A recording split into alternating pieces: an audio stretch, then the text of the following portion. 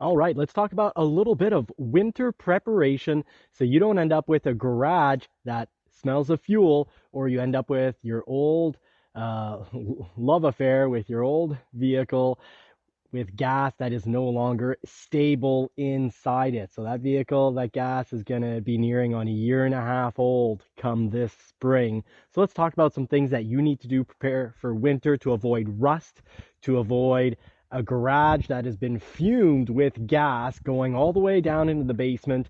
That gas, strong gas odor was not just buzzing us in the basement, but was also starting to move upstairs. We've got a baby that was just born. We got to be careful here, folks. So follow us. Let us know. Make the mistakes for you. I'm Johnny from Johnny's Car Care and Reviews, here to assist you, help save you thousands. Little techniques in regards to ways to buy and sell vehicles to save you thousands, but also the car care part. So car care, let's talk about it. We've got the Bronco out to the side. We'll talk about that.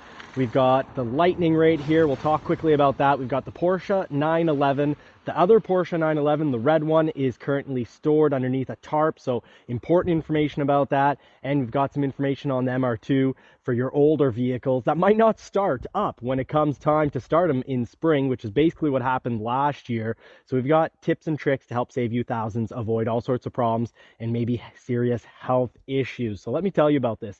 Let's start with the Porsche 911. Love this vehicle, very reliable other than the whole danger of the IMS bearing. That's why we got a 1999 as well, because it has the double row bearing IMS. So they fail less than 1% of the time, whereas the single row IMS bearing fails about 10% of the time.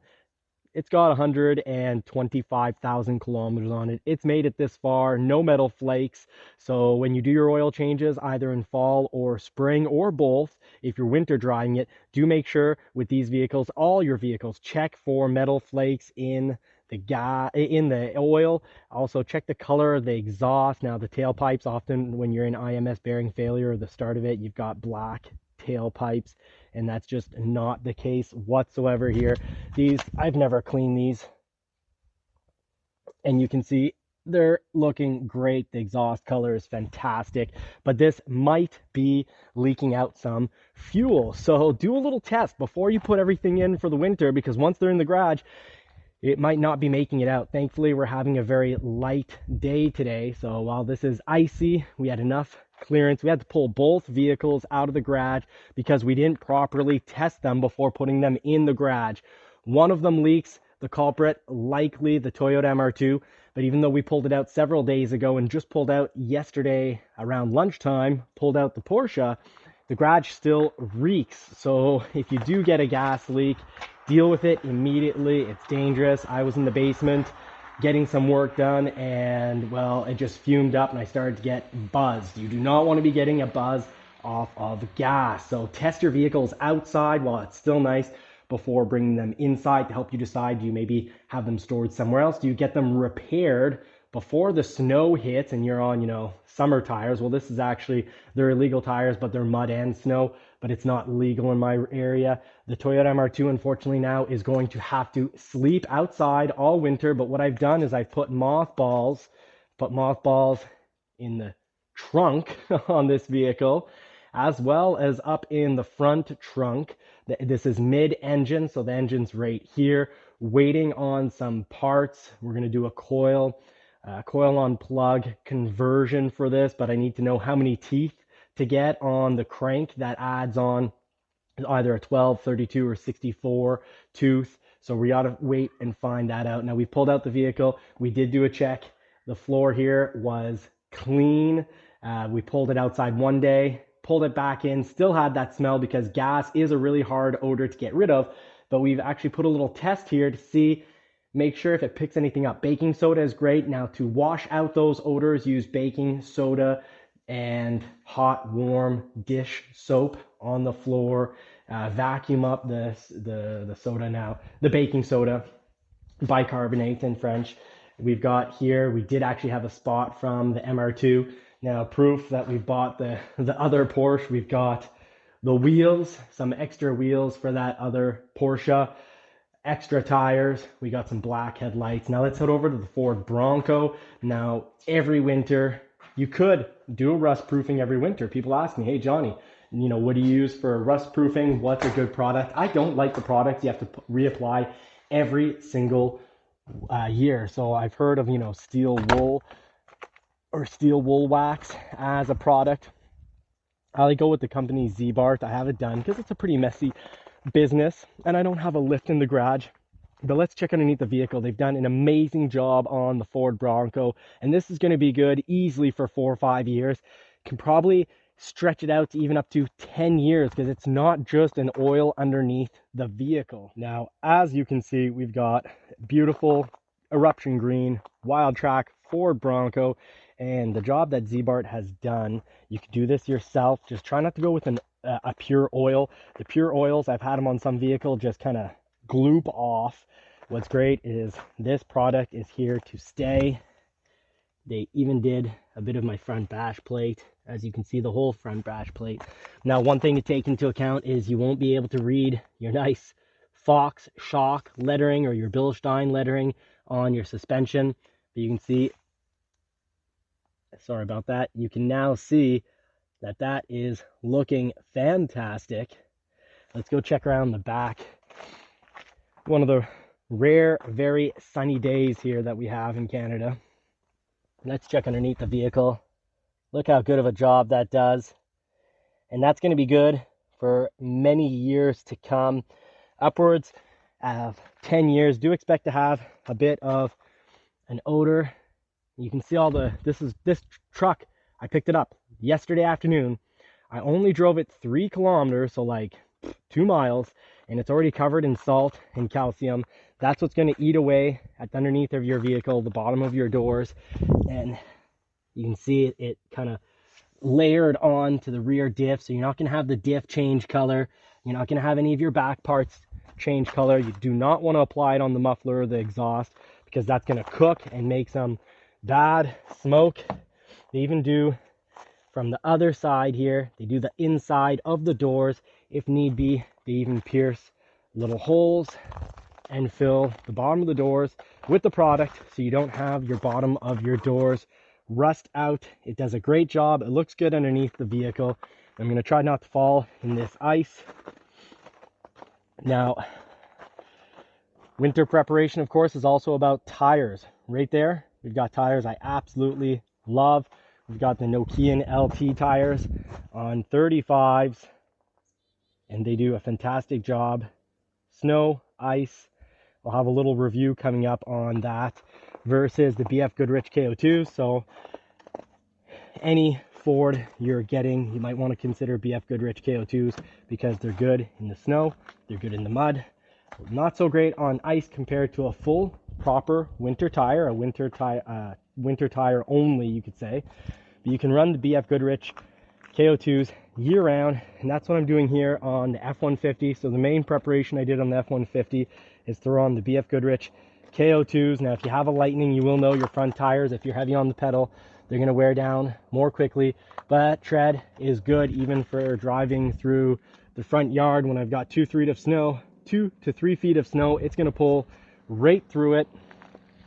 Now, this is on lease, so I'm not rust proofing it. If it was a vehicle I had purchased like the Bronco, I would have definitely had it undercoated for the metal bits. The Lightning has been a bit of a mostly love, a little bit of hate until I get the Blue Cruise 1.3. I've had a little bit of issues with the Blue Cruise 1.0 when I'm driving in a straight line. Actually, it happened even with Marie. Marie had the baby in the back, coming back from a doctor's appointment, and there's a ram following a couple feet behind her, and this thing seems to slam on the brakes for a quarter or a half second. When you're driving even on a straight line in the highway with the Blue Cruise on, if there's a transport truck beside you.